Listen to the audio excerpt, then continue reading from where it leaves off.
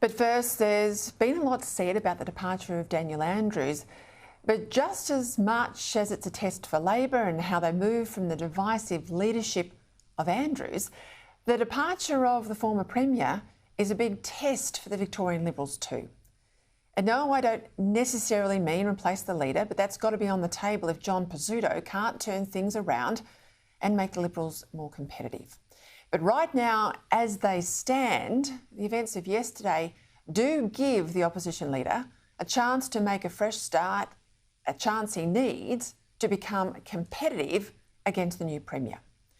The problem for the Libs, since they lost in 2014, after only one term, I remind you, in office, has been not standing for anything much and being more of a weak echo than a strong alternative. At last year's election, they mimicked Labor on energy policy. They tried to bribe commuters with lower fares, even though public transport has long run at a massive loss for taxpayers. And they promised to spend $20 billion building new hospitals, even though it's what happens inside the hospital that counts.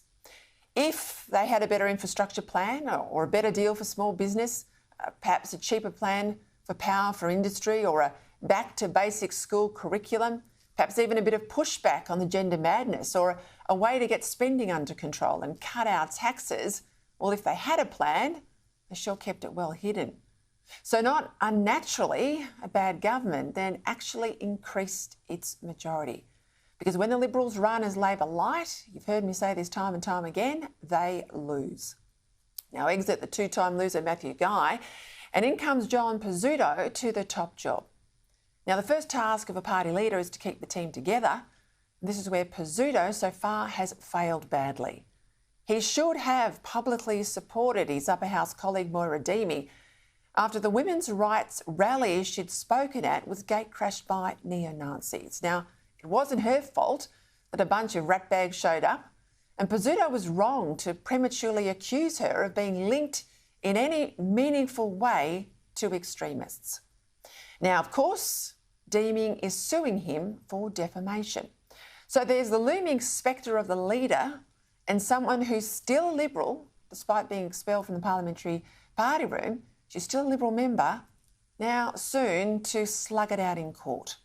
And take it from me, the party membership is much more inclined to back Moira Deeming on this than John Pizzuto, particularly given the speculation that Pizzuto wants to use party campaign funds to pay for his legal case, which of course will provoke their anger and resignations.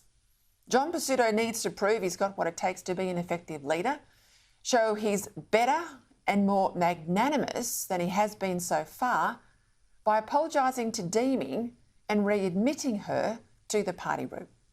Now that's the public advice he got yesterday from one of the most steady he has in his party room, State MP, the member for Benambra up near Wodonga, Bill Tilley. In noting the departure of Andrews, Tilley said, "It's time for the Libs to reset too." And he went on, and I quote, "A good start would be for the leader to apologise to Moira Deeming and to invite her back into the parliamentary party." Well, amen to that. If Pizzuto can't bring himself to do that, and if he tries to use party money to take another Liberal to court, well, there will be a revolt, as well as would-be Liberal donors closing their wallets.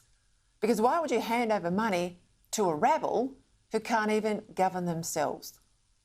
What Victoria needs and what the Victorian people deserve after the departure of the most divisive Premier in our lifetime is a Liberal Party focused on them, a Liberal leader who behaves like an adult with policies to turn a broken state around.